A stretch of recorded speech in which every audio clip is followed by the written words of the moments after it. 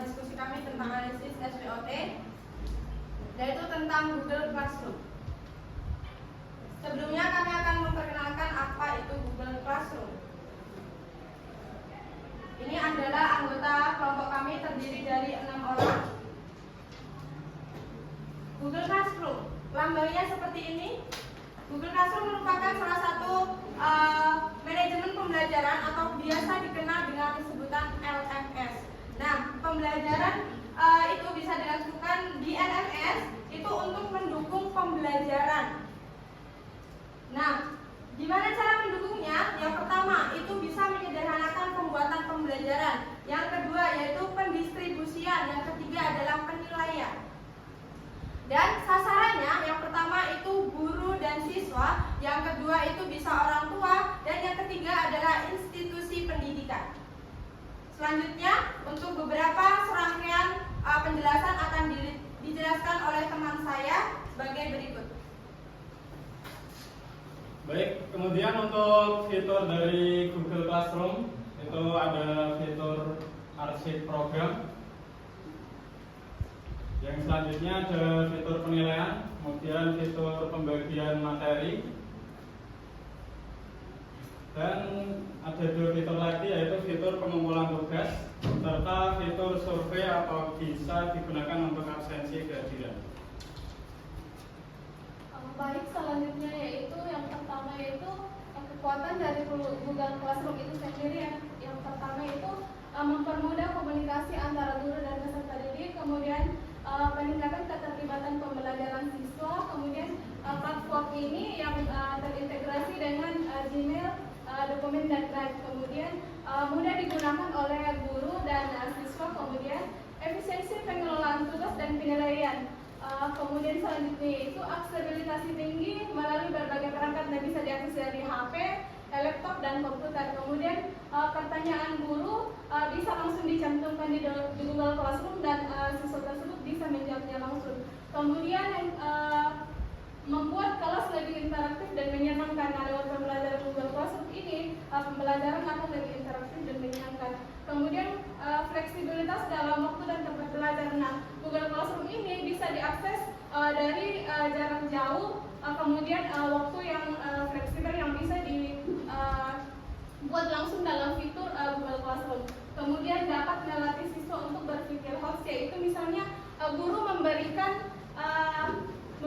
tugas di Google Classroom, misalnya diskusi yang mengajak siswa untuk diskusi bersama. Kemudian user interface dan layout fitur menu tersusun dengan baik. Dan di Google Classroom itu fitur-fitur seperti misalnya kelas, tugas-tugas itu tercantum dengan baik dan tersusun dengan rapi.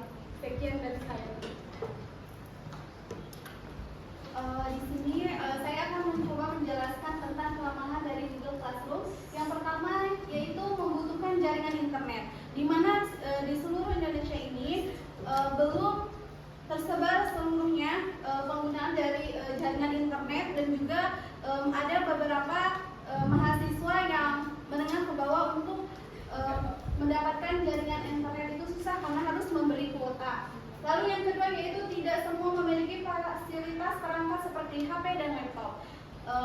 Dari berbagai sekolah juga di Indonesia banyak sekali siswa yang belum mempunyai HP maupun laptop. Lalu yang ketiga yaitu mengurangi kapasitas interaksi, di mana dengan penggunaan aplikasi ini tidak adanya interaksi langsung antara guru dengan siswa. Lalu yang keempat yaitu materi yang sulit membutuhkan penjelasan secara langsung. Oleh karena itu terkadang dalam pengaplikasiannya di kelas itu penjabaran materinya itu harus dilakukan secara langsung, seperti dalam pembelajaran matematika maupun dalam hal yang menghitung eksak. Lalu yang kelima itu memiliki motivasi rendah, cenderung malas mengerjakan, dimana dengan aplikasi ini siswa malas sekali untuk membuka HP-nya lalu mengerjakan, malah membuka aplikasi yang lainnya. Lalu yang keenam yaitu belajar dilakukan dengan mandiri. Oleh karena itu, di mana siswa itu susah sekali untuk belajar mandiri. Lalu yang ketujuh membutuhkan kreativitas dalam mengemas materi, dan yang kedelapan meningkatkan meningkatnya plagiarisme.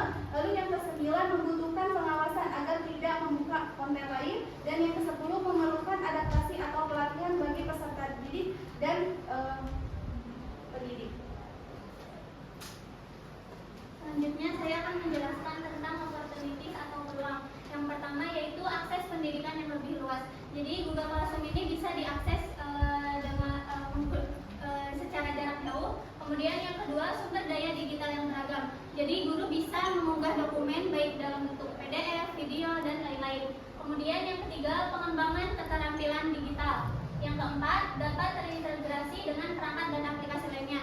Jadi Google Classroom ini dapat ditautkan dengan YouTube ataupun situs web yang lainnya. Kemudian yang kelima, evaluasi dan penilaian yang lebih efektif.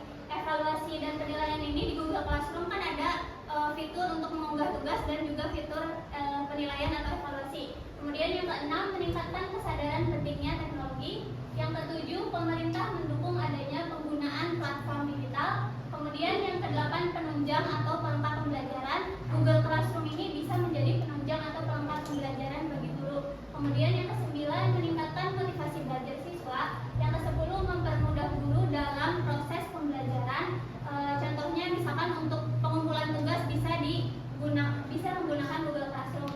Kemudian yang ke-11 yaitu gambar dan fungsi menu yang menarik. Oke, lanjut yaitu selanjutnya threats atau ancaman. Yang pertama yaitu kewaspadaan terhadap ketidakjujuran akademik. Nah, di sini ketika menggunakan Google Classroom itu memungkinkan besar peserta didik bisa menyalahgunakan atau meniru jawaban teman yang lainnya. Contohnya yang seperti yang kita sering ketahui bahwa ada peserta didik itu yang tinggal mengganti namanya saja dengan file temannya. Kemudian yang kedua, penyalahgunaan Google Classroom. Yang ketiga, pengetahuan orang tua harus lebih jeli. Nah, di sini pengetahuan orang tua selain guru di sekolah, orang tua juga harus ikut memantau kemajuan peserta didiknya, kemajuan anaknya masing-masing. Dan yang keempat, ancaman terhadap privasi data. Nah, ketika kita menggunakan Google Classroom atau platform online, di situ kita bakal salah satunya bakal terkena threats atau ancaman. Mungkin dari data pribadi seperti user ID, email, dan lainnya. Kemudian yang kelima itu banyaknya bermunculan fitur LMS lainnya. Mungkin banyak fitur LMS yang lain yang lebih menarik dan sesuai dengan kebutuhan masing-masing peserta didik dalam bidang pendidikan. Salah satunya mungkin materi yang lebih mendalam atau fitur yang lebih user friendly. Dan yang terakhir yaitu menghambat pembelajaran bagi orang tua dan siswa yang tidak tahu. Mungkin itu saja. Dan ini daftar pustaka yang kami sediakan. Terima kasih. Baik, terima kasih atas pemaparannya teman-teman. Untuk selanjutnya adalah sesi tanya jawab. Silakan teman-teman yang ingin bertanya. Perkenalkan, saya Febri Kesari dari kelompok 2 ingin bertanya, mengapa Google Classroom menjadi satu media yang baik? Baik, terima kasih atas pertanyaannya. Yang selanjutnya akan dijawab langsung oleh Mas Ilham. Baik, terima kasih atas pertanyaan. Mohon izin menjawab.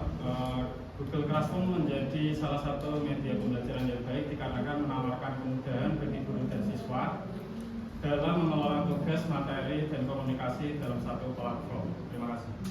Baik, terima kasih atas jawaban yang telah diberikan.